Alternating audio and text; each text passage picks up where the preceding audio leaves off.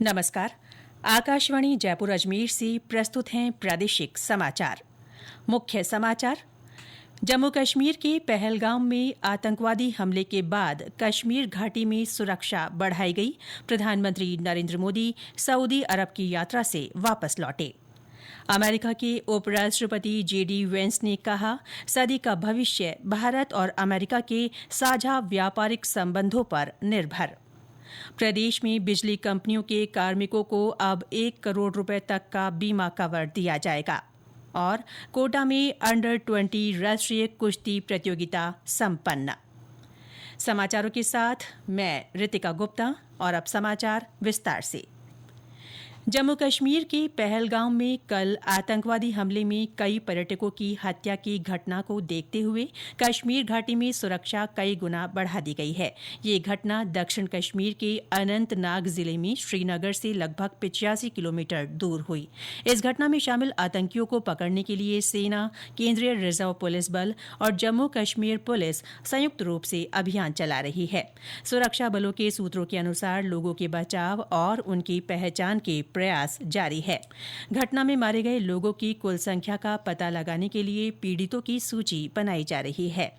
जम्मू कश्मीर सरकार ने श्रीनगर और अनंतनाग में आपातकालीन सहायता डेस्क बनाई है, जो 24 घंटे काम करेगी। इस बीच गृहमंत्री अमित शाह देर रात श्रीनगर पहुंचे। उन्होंने वरिष्ठ अधिकारियों के साथ उच्च स्तरीय समीक्षा बैठक की। गृहमंत्री आज उपराज्यपाल मनोज सिन्हा के साथ घटनास्थल पर जाएंगे। उधर प्रधानमंत्री नरेंद्र मोदी जम्मू कश्मीर में आतंकवादी हमले के मद्देनजर सऊदी अरब यात्रा बीच में ही छोड़कर आज सुबह नई दिल्ली पहुंचे। आगमन के तुरंत बाद श्री मोदी ने हवाई अड्डे पर संक्षिप्त बैठक की। उन्होंने विदेश मंत्री डॉ सुब्रमण्यम जयशंकर, राष्ट्रीय सुरक्षा सलाहकार अजीत डोभाल, विदेश सचिव विक्रम मिस्री और अन्य अधिकारियों के साथ स्थिति पर विचार विमर्श किया। राज्यपाल हरिभाऊ बागड़े ने आतंकी हमले को कायरतापूर्ण बताते हुए इसकी घोर निंदा की है। मुख्यमंत्री भजनलाल शर्मा ने आतंकी हमले में मारे गए लोगों के परिजनों के प्रति सांत्वना व्यक्त की है। विश्व के कई नेताओं ने इस हमले की निंदा की है। भारत आए अमेरिका के उपराष्ट्रपति जेडी वेंस ने सोशल मीडिया पोस्ट में आतंकवादी हमले के पीड़ितों के प्रति अपनी संवेदना जताई है। केंद्रीय सहकारिता राज्य मंत्री कृष्ण पाल गुर्जर ने एक राष्ट्र एक चुनाव को देश हित में बताया है। उन्होंने कल अपनी दौसा प्रवास के दौरान मीडिया से बातचीत में कहा कि बार बार चुनाव होने से देश के विकास में अवरोध पैदा होता है। लेकिन निश्चित तौर पर देश के हित में है एक राष्ट्र एक चुनाव। अब हर 6 महीने में चुनाव होते रहते हैं जो देश के विकास में अवरोधक का काम करते हैं। आचार संहिता लग जाती है, काम बंद हो जाते हैं, सारे अधिकारी लोग चुनाव में लगे रहते हैं। तो इसलिए देश की तरक्की के लिए एक देश एक चुनाव बहुत जरूरी है। देश के संसाधन भी कब लगेंगे, देश का विकास भी तेजी से होगा। तो इसलिए देश हित में है एक देश एक चुनाव। अमेरिका के उपराष्ट्रपति जेडी वेंस ने कहा है कि सदी का भविष्य भारत और अमेरिका के साझा व्यापारिक संबंधों पर निर्भर करता है। उन्होंने कल जयपुर में राजस्थान इंटरनेशनल सेंटर में बिजनेस समिट को संबोधित करते हुए कहा कि अमेरिका और भारत ने व्यापार वार्ता के लिए आधिकारिक तौर पर शर्तों को अंतिम रूप दिया है, जो दोनों देशों के बीच एक रोड मैप तैयार करता है। उपराष्ट्रपति वेंस ने कहा कि अमेरिकी राष्ट्रपति ट्रंप की टैरिफ पॉलिसी की आलोचना की जा रही है, जबकि उन्होंने संतुलित ट्रेड का माहौल बनाया है। श्री वेंस ने भारत में नए घरों के निर्माण और जीवन स्तर को बेहतर बनाने के लिए सुविधाएं विकसित करने की साझेदारी पर भी जोर दिया। उपराष्ट्रपति वेंस अपनी 4 दिवसीय भारत प्रवास के तीसरे दिन आज आगरा जा रहे हैं। उनका दोपहर तक वापस जयपुर लौटने का कार्यक्रम है। ये समाचार आकाशवाणी जयपुर अजमेर से प्रसारित किए जा रहे हैं। प्रादेशिक समाचार बुलेटिन आप हमारे एक्स हैंडल @AIRnews_जयपुर, YouTube channel Rajasthan AIR news और फेसबुक AIR न्यूज राजस्थान पर भी सुन सकते हैं। साथ ही आप हमारी वेबसाइट newsonair.gov.in पर भी समाचार सुन सकते हैं और संबंधित फोटो तथा वीडियो देख सकते हैं। प्रदेश में बिजली कंपनियों के कार्मिकों को अब 1 करोड़ रुपए तक का बीमा कवर दिया जाएगा। इसके लिए भारतीय स्टेट बैंक और विद्युत निगमों के बीच MOU किया गया है।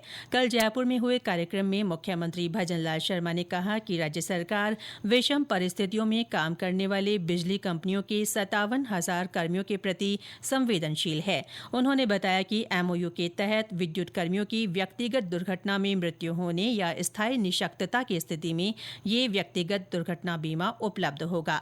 वहीं आंशिक रूप से अशक्तता की स्थिति में 80 लाख रुपए का व्यक्तिगत दुर्घटना बीमा कवर दिया जाएगा।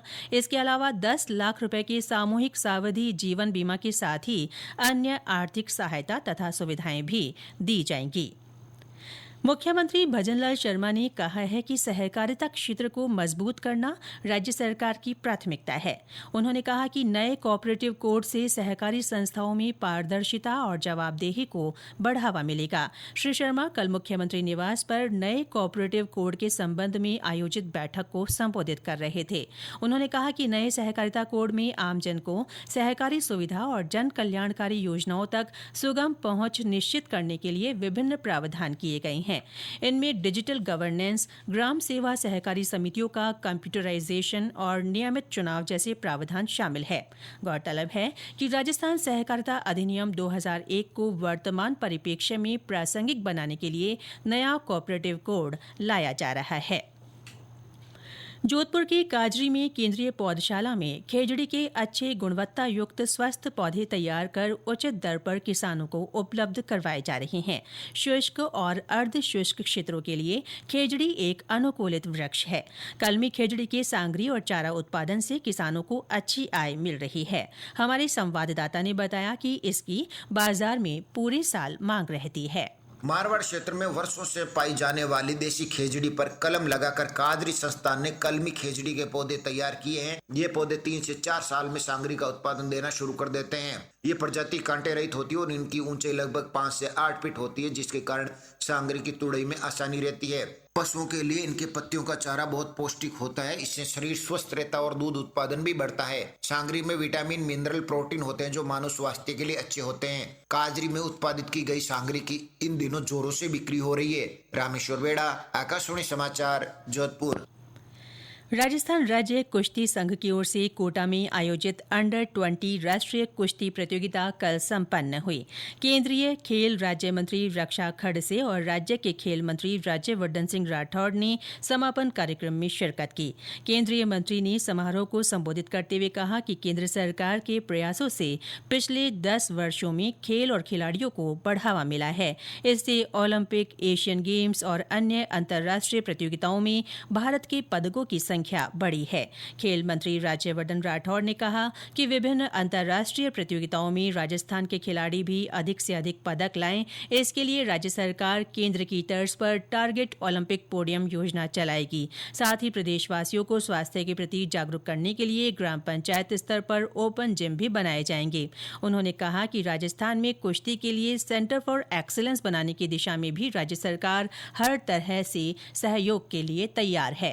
टारगेट ओलंपिक पोडियम जो केंद्र सरकार का है, रक्षा जी जो हमारी राज्य मंत्री केंद्र की यहाँ पर पधारी हुई हैं, उनके साथ मिलकर राजस्थान के भी खिलाड़ियों को हम संसाधन देंगे। साथ साथ हर ग्राम पंचायत के अंदर एक ओपन जिम बनेगा। उसके लिए भी बजट से फंडिंग हमारे भजनलाल जी ने फंडिंग कर दी है। सेंटर ऑफ एक्सीलेंस कुश्ती के लिए अगर आप बनाना चाहेंगे तो राजस्थान के अंदर हम उसके लिए जमीन देंगे और सरकार की तरफ से मदद देंगे, ताकि खेलो इंडिया के तहत एक कुश्ती का यहाँ पर सेंटर ऑफ एक्सीलेंस राजस्थान में बने।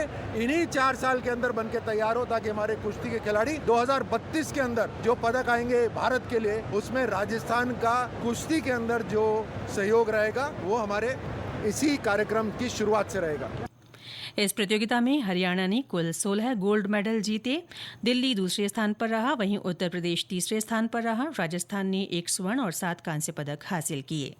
और अंत में मुख्य समाचार एक बार फिर।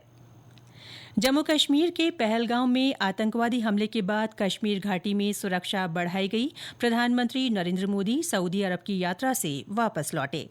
अमेरिका के उपराष्ट्रपति जेडी वेंस ने कहा, सदी का भविष्य भारत और अमेरिका के साझा व्यापारिक संबंधों पर निर्भर। प्रदेश में बिजली कंपनियों के कार्मिकों को अब 1 करोड़ रुपए तक का बीमा कवर दिया जाएगा। और कोटा में अंडर-20 राष्ट्रीय कुश्ती प्रतियोगिता संपन्न। इसके साथ ही प्रादेशिक समाचार बुलेटिन समाप्त हुआ। हमारा अगला बुलेटिन दोपहर 1 बजे प्रसारित होगा। नमस्कार।